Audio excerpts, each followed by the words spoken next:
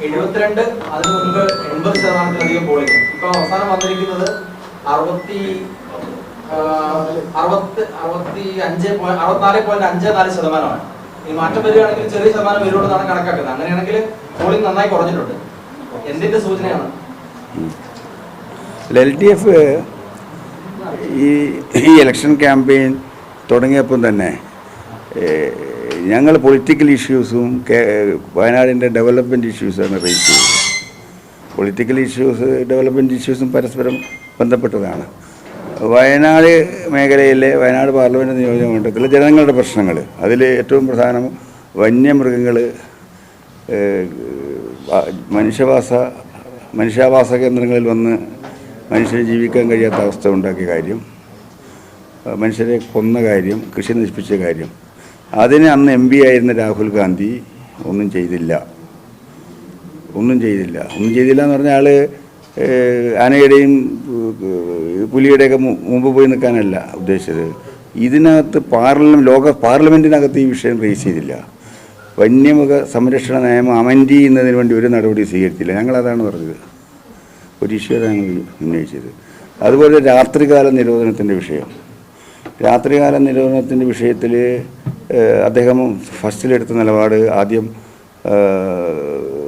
MP 4 ലക്ഷം വോട്ടിന് ജയിച്ച ആ സന്ദർഭത്തിൽ അന്ന് പറഞ്ഞത് കർണാടക ഭരിക്കുന്നത് BJP ആണെന്ന് പറഞ്ഞു. ഞാൻ സംസാരിച്ച് മാറ്റമില്ലെന്ന് പറഞ്ഞു. ഇപ്പം കർണാടക ഭരിക്കുന്നത് ഈ എന്താണ് പറയുക, ഹൈക്കമാൻഡ് നോമിനേറ്റ് ചെയ്ത്, ഹൈക്കമാൻഡ് നിയോഗിച്ച്, ഹൈക്കമാൻഡ് എന്ന് പറഞ്ഞാൽ സോണിയാഗാന്ധി, രാഹുൽ ഗാന്ധി, പ്രിയങ്ക ഗാന്ധി, ഇവരാണല്ലോ ഹൈക്കമാൻഡ്. അവർ നോമിനേറ്റ് ചെയ്ത കർണാടക മുഖ്യമന്ത്രിയാണ്. എന്തുകൊണ്ട് കർണാടക മുഖ്യമന്ത്രി ക്ലിയർ ചെയ്തില്ല? കേരള ഗവൺമെൻറ്റിൻ്റെ പ്രയർ സുപ്രീം കോടതിൻ്റെ മുമ്പിലുണ്ട്. അത് കൺസിഡർ ചെയ്യാനല്ല, അതിൻ്റെ കർണാടക ഗവൺമെൻറ്റിനോട് റിമാർക്സ് ചോദിച്ചു, എന്താണ് നിങ്ങളുടെ അഭിപ്രായം? നോ പറഞ്ഞവർ. അതിന് ആൻസർ ചെയ്യണ്ടേ? ആൻസർ ഉണ്ടായില്ല വയനാട്ടിലെ ജനങ്ങളുടെ മുമ്പിൽ. നിലമ്പൂർ നന്തൻകോട് റെയിൽപാതയുടെ വിഷയം, ആ വിഷയം അന്ന് റേസ് ചെയ്തതാണ്. ഈ സ്റ്റെപ്പ് അദ്ദേഹം 5 വർഷക്കാലം എന്ത് ചെയ്തു എന്ന് ചോദിച്ചു. ഒരു റിപ്ലൈ ഉണ്ടായില്ല. ഇവിടെ ചൂരൽമല ദുരന്തം ഉണ്ടായി, എത്ര ആൾ മരിച്ച്? അദ്ദേഹം റിസൈൻ ചെയ്തത് കൊണ്ട് ഇവിടെ ഒരു വാക്വം വന്നു. അതിന് ഉത്തരവാദി രാഹുൽ ഗാന്ധിയല്ലേ? ഒന്ന്. പിന്നീട് ഞങ്ങൾ ചോദിച്ചത്, ഇവിടെ XMP ആണല്ലോ രാഹുൽ ഗാന്ധി, പ്രതിപക്ഷ നേതാവാണ് രാഹുൽ ഗാന്ധി, ഈ ഇഷ്യൂ ടേക്കപ്പ് ചെയ്തോ ദേശീയ അടിസ്ഥാനത്തിൽ? എന്ത് ചെയ്തു? പ്രധാനമന്ത്രിയോട് ചോദിച്ചോ? ഇത്രയും ആളുകൾ സ്പെഷ്യൽ പാക്കേജ് കൊടുക്കണം, റിഹാബിലേറ്റ് ചെയ്യണം, അവരെ സംരക്ഷിക്കണം എന്ന് പറഞ്ഞുകൊണ്ട് ഇത്ര കോടി രൂപ അനുവദിക്കണം. സ്റ്റേറ്റ് ഗവൺമെൻറ് ക്ലിയർ പ്രപ്പോസൽ കൊടുത്തു. ഇവിടെ പ്രൈം മിനിസ്റ്റർ ഇവിടെ വന്ന ഒരു കുട്ടിയുടെ വീഡിയോ ഇങ്ങനെ തോളിൽ വെച്ചിട്ട് ഓമന കുട്ടിയെ വീഡിയോ വെച്ചൊക്കെ നമുക്കറിയാവുന്നതാണ്. അത് കാണിച്ചതിന് ശേഷം CMോട് പറഞ്ഞത്, നിങ്ങൾ റിപ്പോർട്ടായിക്കോ, ഞങ്ങൾ ചെയ്യാമെന്ന് പറഞ്ഞ്. ഒരു കാര്യം ചെയ്തില്ല, ഒരു രൂപ അനുവദിച്ചില്ല. ബീഹാറിന് അഡ്വാൻസ് കൊടുത്തു, ആന്ധ്രയ്ക്ക് അഡ്വാൻസ് കൊടുത്തു. കേരളത്തിൻ്റെ ക്ലിയർ പ്രപ്പോസൽ ഇപ്പോഴും പെൻഡിങ് വെച്ചിരിക്കുക. രാഹുൽ ഗാന്ധി എന്ത് ചെയ്തു? പ്രതിപക്ഷ നേതാവാണ്. കേരളത്തിലെ 20 ലോകസഭാ അംഗങ്ങളിൽ 19 പേരും UDF ആണ്. ഇവരെന്ത് ചെയ്തു? ഒരു ദിവസം 1 മണിക്കൂർ പ്രൈം മിനിസ്റ്റർ അവിടെ പോയി സത്യാഗ്രഹം ഇരുന്നൂടെ? രാഹുൽ ഗാന്ധിക്ക് ഇരുന്നൂടെ? ഈ വയനാട്ടിലെ ജനങ്ങൾക്ക് വേണ്ടി അത് ചെയ്തതെന്ന് ഞങ്ങൾ ചോദിച്ചു. ഇവിടെയുള്ള കാർഷിക മേഖല, കുരുമുളകിൻ്റെ തകർച്ചയ്ക്ക് എന്ത് കാരണം? റബ്ബറിൻ്റെ തകർച്ചയ്ക്ക് എന്ത് കാരണം?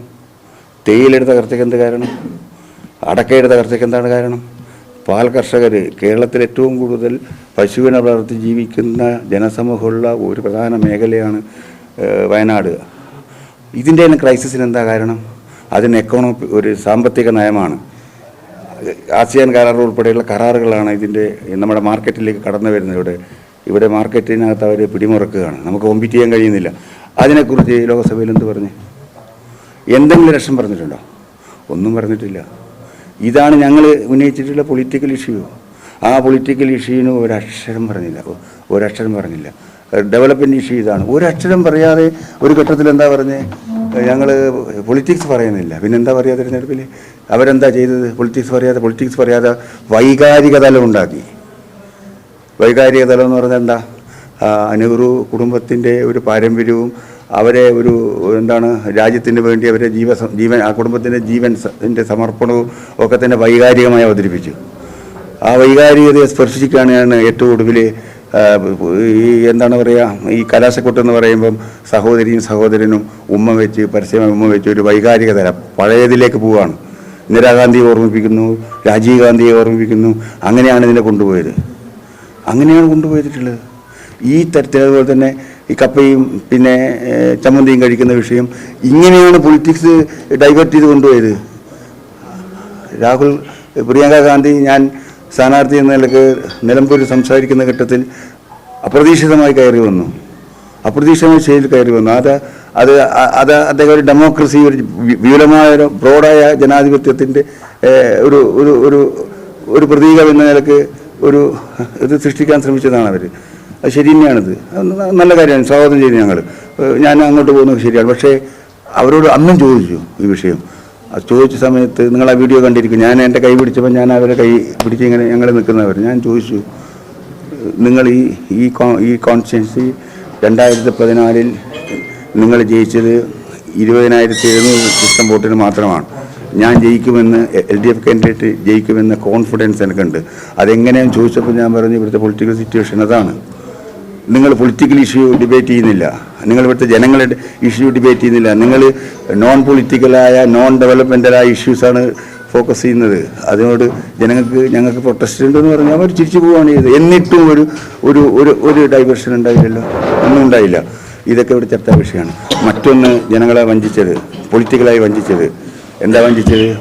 ഇവിടെ വന്ന് മത്സരിച്ചു, ആർക്കും 2 ടേൺ മത്സരിക്കുക, 2 സീറ്റിൽ മത്സരിക്കാം.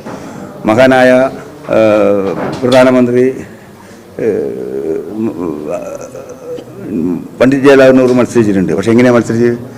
2 സീറ്റ് ഒരേ സമയം അനൗൺസ് ചെയ്തു, 2 സീറ്റ് ഒരേ സമയം അനൗൺസ് ചെയ്തു. എന്നിട്ട് ഓപ്പണായി പറഞ്ഞു, ഞാൻ 1 സീറ്റ് റിസൈൻ ചെയ്യും. പണ്ഡിറ്റ്ജി മാത്രമല്ല പറഞ്ഞത്, അങ്ങനെ മത്സരിച്ചതല്ല അന്നത്തെ ദേശീയ നേതാക്കന്മാർ പറഞ്ഞത്. 1 സീറ്റ് ഞാൻ ഹോൾഡ് ചെയ്യും, 1 സീറ്റ് റിസൈൻ ചെയ്യുമെന്ന് പറഞ്ഞത് സുതാര്യമായിരുന്നു. അത് ജനങ്ങൾക്കെല്ലാം അറിയാം. മത്സരിക്കുമ്പോൾ 2 സീറ്റുണ്ട്, മത്സരിക്കുന്ന 1 സീറ്റ് അയാൾ രാജിവെക്കും എന്ന് പറഞ്ഞു. ഇവിടെ എന്താ ഉണ്ടായത്? വയനാട് പാർലമെൻറ്റ് നിയോജക മണ്ഡലത്തിലെ വോട്ടിംഗ് കഴിയുന്നത് വരെ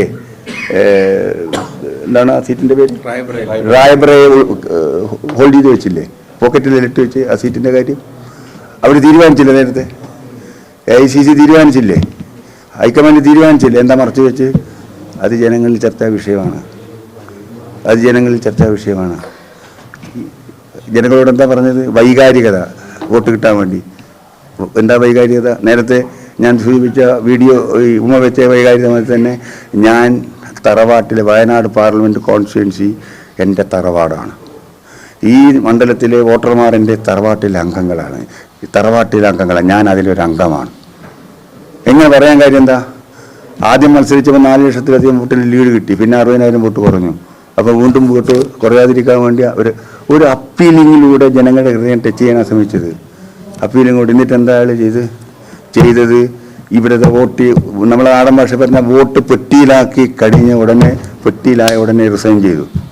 അത് പൊളിറ്റിക്കൽ ബിട്രയാണത്, ജനവഞ്ചനയാണ് കാണിച്ചിട്ടുള്ളത്. ഇതെല്ലാം ഞങ്ങളിവിടെ റേസ് ചെയ്തിട്ടുണ്ട്.